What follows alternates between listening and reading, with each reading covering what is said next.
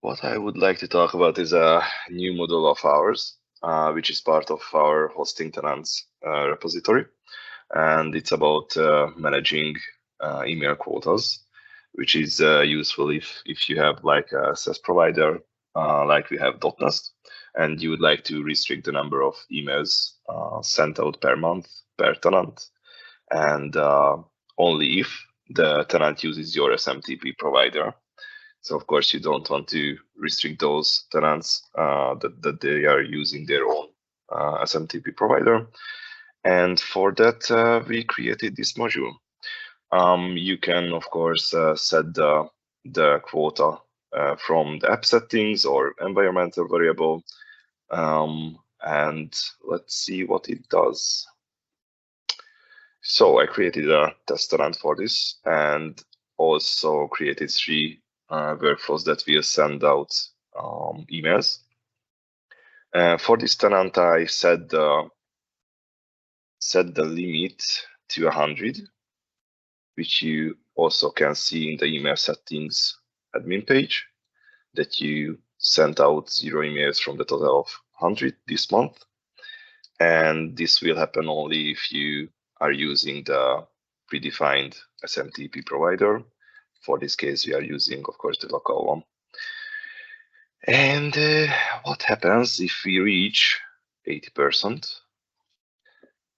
So I sent out, hopefully I sent out 80 emails. Yes, I did. First of all, the site owners, I need to restart Papercut. So the site owners, the users who has a site owner permission, they will receive an email about reaching 80% of the available email quota for this month. This will happen only once per month, so you won't get new emails for every new email after you reach this 80%. But if you send 10 more and you exceed 90%, you will get another email. And what happens also on the admin dashboard is that you will get a warning message on all admin page. So the tenant site will get this message.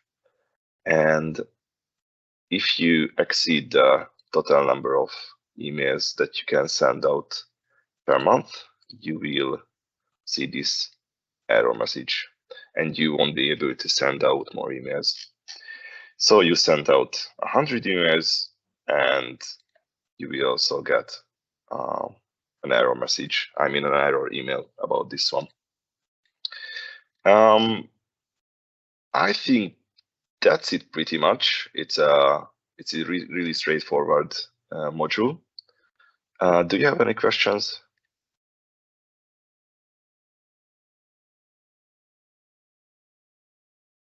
So is it a module or an extension to an existing module? This is a separate module, which requires the SMTP feature. Yes, the email module. Yeah.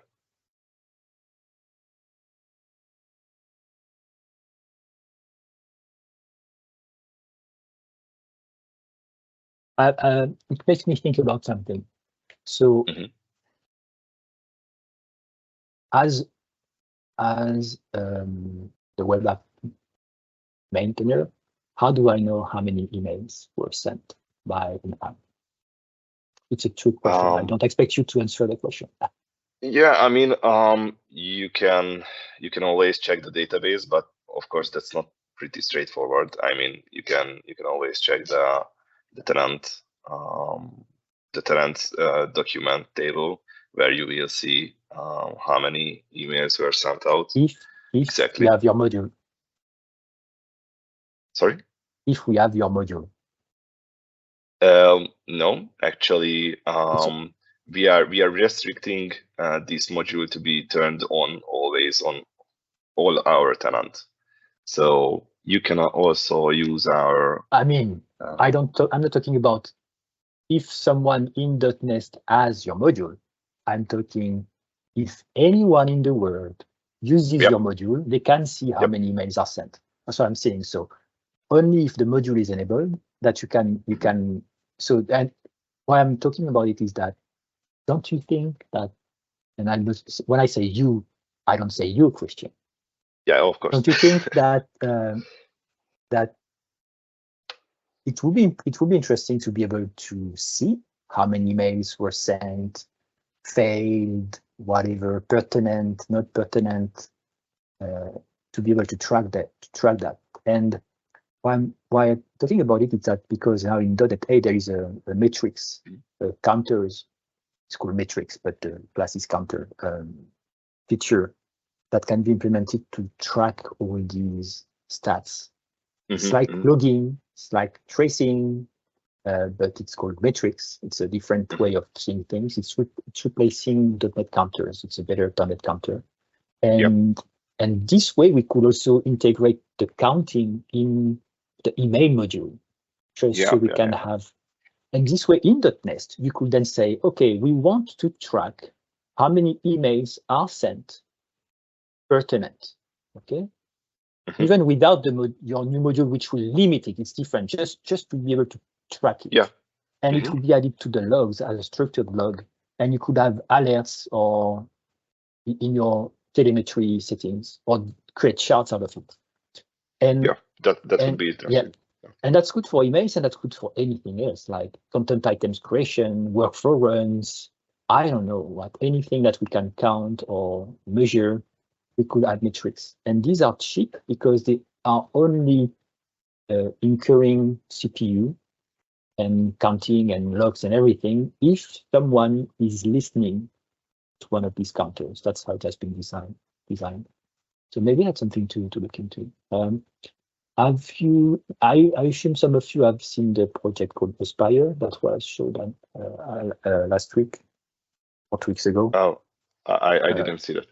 And it shows how to easily create distributed apps. And one thing that ships with the framework is the dashboard that shows all the metrics, all the logging, all the tracing for a .NET app.